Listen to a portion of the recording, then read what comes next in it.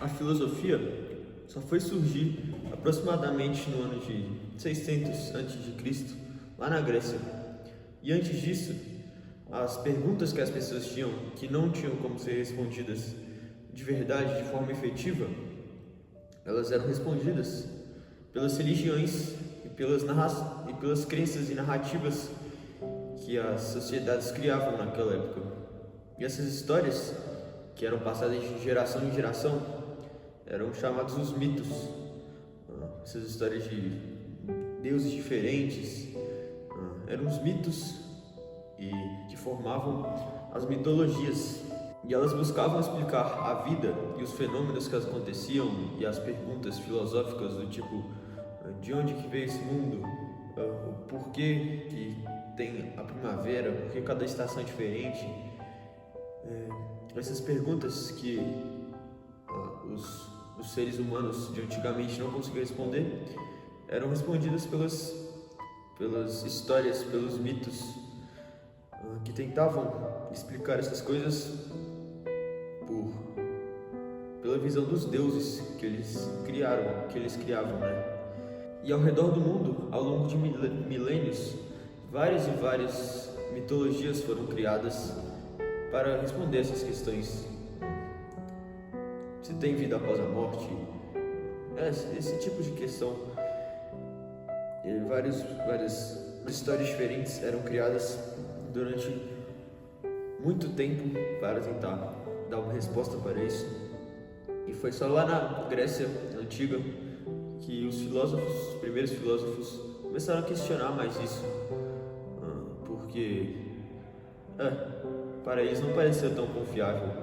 Para nós compreendermos o pensamento dos primeiros filósofos, a gente precisa antes entender como funcionava, né, essas mitologias e esse tipo de visão de mundo que os humanos antigamente tinham. E para isso, a gente pode tomar o exemplo da Escandinávia e da mitologia nórdica. Você provavelmente conhece o Thor e o martelo do Thor, que na verdade a origem. Na verdade, o Thor é um personagem, é um deus da mitologia nórdica e eles colocaram, né, ele como um herói no universo da Marvel, caso você conheça. Mas o Thor, na verdade, antes do cristianismo chegar na Noruega, as pessoas acreditavam que o Thor ele andava numa carruagem puxada por 2 bodes pelo céu, e a palavra trovão, que na verdade que em norueguês é Torden, seria o ruído do Thor, e essa é a origem da palavra. Quando troveja e faz relâmpago, normalmente também chove, né? E a chuva era um fenômeno vital na época da Noruega, dos vikings.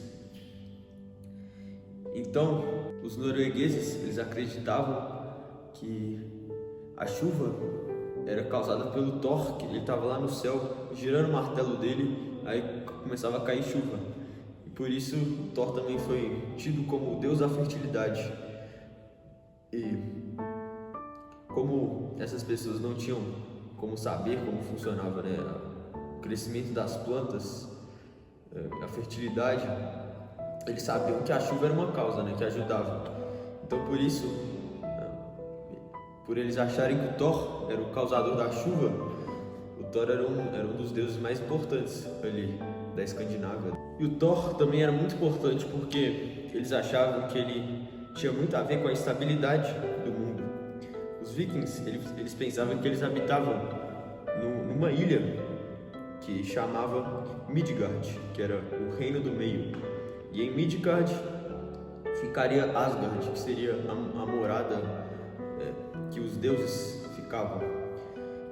Então, e fora de Midgard, além das fronteiras de Midgard, para eles existia Utgard, que seria o reino de fora. E em Utgard, os Trolls habitariam lá. E esses Trolls, eles seriam forças do mal que estariam sempre tentando ameaçar e combatiam o bem de Midgard. Então, muitas religiões nórdicas, e outras religiões, além das nórdicas, outras culturas, eles acreditavam muito num constante embate entre o bem e o mal, nessa instabilidade constante. E uma maneira que os Trolls teriam de destruir Midgard seria raptar a Freya, que era a deusa da fertilidade. E sem ela, sem a Freya, as mulheres não teriam mais filhos e nem nada cresceria nas plantações, nos campos. Então era muito importante para os deuses manterem sempre tudo sob controle. E aí que o Thor entra com grande importância, porque além do martelo dele causar a chuva, o martelo dele também era uma arma muito poderosa que com esse martelo ele poderia destruir, podia matar os Trolls todos, um poder muito grande, e ele nem precisava se preocupar de perder esse martelo, porque se você já viu no filme da Marvel também é assim, ele joga o martelo é um bumerangue, o martelo volta para ele. E era desse tipo as explicações que as pessoas tinham para os fenômenos naturais e coisas do tipo. E então os filósofos, eles não se acomodaram com isso, né? Eles queriam se livrar dessas explicações mitológicas. A relação entre os vikings e a mitologia nórdica não era só as explicações. Eles não podiam ficar parados lá esperando os deuses agirem contra as catástrofes naturais ou doenças, coisas do tipo. Então, para eles agirem diretamente nesse mundo dos deuses, nessas lutas contra os Trolls, eles faziam sacrifícios. E sacrifícios desde sacrificar animais como bodes, que era um sacrifício frequente que eles faziam para o Thor, e para Odin eles sacrificavam, por exemplo, até vidas humanas. Então, os filósofos também queriam se livrar desse tipo de crença. E um dos mitos mais conhecidos na Noruega, da mitologia nórdica, era o de que o Thor ele teria dormido e ao despertar ele teria visto que o seu martelo teria sido roubado dele. Aí ele ficou muito bravo, ficou furioso, e ele e o seu companheiro Loki, que também é um personagem da Marvel, né? Eles foram até a Freya pedir as asas da Freya para que o Loki pudesse voar até Jotunheim, que seria o lar dos Trolls, para cobrar os Trolls, né? Perguntar se eles que teriam roubado o martelo do Thor. Aí o líder dos Trolls, que era o Thrym, ele se orgulhou de falar que ele tinha escondido o martelo do Thor 80 quilômetros abaixo da terra, e para ele devolver o martelo do Thor, ele teria que casar. O Thrym, o rei dos Trolls, teria que casar com a Freya, que é a deusa da fertilidade. Então os deuses estavam ali num dilema muito difícil, né? Essa chantagem que os Trolls tinham feito, eles tinham que escolher entre ou dar a Freya para os Trolls e assim acabar tudo, não ia ter mais florescer nada nos campos, e os deuses e os homens iam acabar também, ninguém ia mais nascer, ou eles deixavam o martelo lá, que também era uma escolha inaceitável pelo tamanho poder que o martelo do Thor tinha. Então o Loki vai lá e fala para Freya dessa proposta, mas a Freya não aceitou. Ela achava que ia ser uma ousadia muito grande ela se casar com um troll. E o Heimdall, que é outro deus, ele acaba tendo uma ideia muito boa, que ele tem a ideia que o Thor ia se vestir de mulher para se passar com a Freya e se casar, né, com o Thrym, o rei dos Trolls. Essa foi a ideia do Heimdall.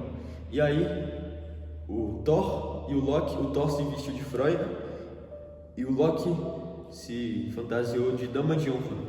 Então eles dois foram lá pro casamento com o rei dos Trolls. E lá no casamento eles percebem que o Thor acaba comendo muito e os Trolls já ficam com o pé para trás assim, suspeitando. Aí o Loki acaba driblando ali e ele fala que a Freya tinha ficado semanas sem comer, que ela estava muito ansiosa por esse casamento. Aí também teve outra ocasião quando o Thrym ergue o véu do Thor para beijar, né, a noiva. Ele acaba vendo o olhar da noiva do Thor, um olhar de ira assim. Aí o Loki acaba driblando de novo essa situação, falando que é porque a Freya, ela estava há dias sem dormir, por isso que ele estava com esse olhar diferente. Então os Trolls acabam se conformando com isso. Aí na hora do casamento, o Thrym pede para colocarem um martelo no colo da noiva. E na hora, o Thor, que é a noiva, né, ele pega o martelo e sai matando os Trolls. Mata os Trolls todos, toda a população de Jotunheim. E acaba vencendo essa batalha. E esse mito não era só uma forma de entreter os vikings, os noruegueses, os nórdicos. Era também uma forma de tentar explicar as secas, porque a forma que eles tinham de explicar as secas era que quando havia a seca, né, o martelo do Thor tinha sido roubado pelos Trolls, por isso que não estava havendo a chuva, né, que o martelo do Thor que fazia as chuvas. Então essa era a forma dos vikings, dos nórdicos, tentarem explicar as secas. E também dessa forma eles explicavam as estações do ano, né? No inverno era porque o martelo do Thor estava em Jotunheim, e na primavera a natureza florescia de novo, porque eles tinham conseguido trazer o martelo de volta, os deuses. Então esse foi um panorama superficial, né, da mitologia nórdica, mas também antes dos filósofos, haviam diversos outros mitos que foram espalhados ao redor do mundo. Por exemplo, os mitos da mitologia grega, antes da chegada dos filósofos, que tinha também seus próprios deuses. Tinha Zeus, Poseidon, Hades, Dionísio, Héracles, Hera, Atena. Eram vários deuses, né? E a mitologia grega também é a mais famosa. E aproximadamente no ano 700 a.C. foi quando a mitologia grega foi passada por escrito por Homero e Hesíodo. E uma vez que esses mitos, essas histórias estavam escritas, elas começaram a ser discutidas, debatidas. E assim, as primeiras pessoas começaram a questionar mais e ter essas ideias que aquilo talvez seria apenas histórias feitas por humanos e não verdades. E um exemplo dessas críticas foram as críticas feitas por Xenófanes em aproximadamente no ano 570 a.C., que ele falou, né, por que esses deuses gregos teriam a mesma aparência dos homens, teriam o mesmo tipo de comportamento, de mentalidade, de emoções e coisas do tipo. E ele criticou, falando que se essas histórias fossem feitas por, sei lá, negros, os deuses também seriam negros. Se fossem feitas por brancos do olho azul, os deuses também seriam brancos do olho azul. Se fosse feito por um boi, um cavalo, os deuses também seriam bois ou cavalos. Então essa linha de raciocínio, através desse tipo de linha de raciocínio, as pessoas começaram a questionar mais, né? E por essa época aí, os escravos começaram a fazer a maioria do trabalho mais braçal, dando mais tempo para as pessoas livres começarem a dedicar mais suas vidas à vida política e cultural. E dessa forma, de repente, as pessoas começaram a ficar muito mais questionadoras dessas mitologias mesmo. E houve uma transição, assim, do pensamento mais mítico mais emocional para um pensamento mais racional, com base na razão, porque as pessoas agora cada um tinha a sua própria condição. As pessoas livres, né, começaram a ter sua própria condição de questionar por si mesmos as verdades, se aquilo tudo era verdade mesmo. E assim surgiram os primeiros filósofos, cujo objetivo deles era encontrar explicações naturais mesmo, assim, da própria natureza, menos mitológicas, menos sensacionalistas para os fenômenos naturais.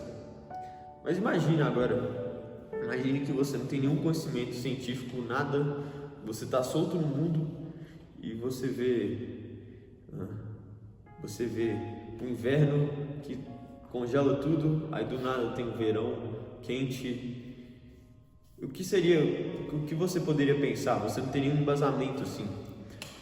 Logicamente, provavelmente você inventaria uma história mesmo, que talvez na sua cabeça faria sentido, que, não sei, o inverno é porque uma princesa foi presa numa masmorra congelante por uma bruxa, aí só deixa de ser inverno porque vai lá um príncipe e salva a princesa. Esse tipo assim, você acabaria desenvolvendo esse tipo de história assim, para tentar explicar os fenômenos que você não consegue explicar. Você tenta responder suas perguntas. Na sua ânsia de responder as perguntas, você acaba desenvolvendo esse tipo de história sensacionalista, esses mitos, que era o que acontecia antigamente. E com a evolução da ciência e da filosofia, essa situação, esse cenário acaba mudando completamente, e agora, o raciocínio é muito diferente do de antigamente. Mas essa foi a forma que os antigos humanos tinham de enxergar o mundo no período antes da filosofia e da razão mesmo. Até mais.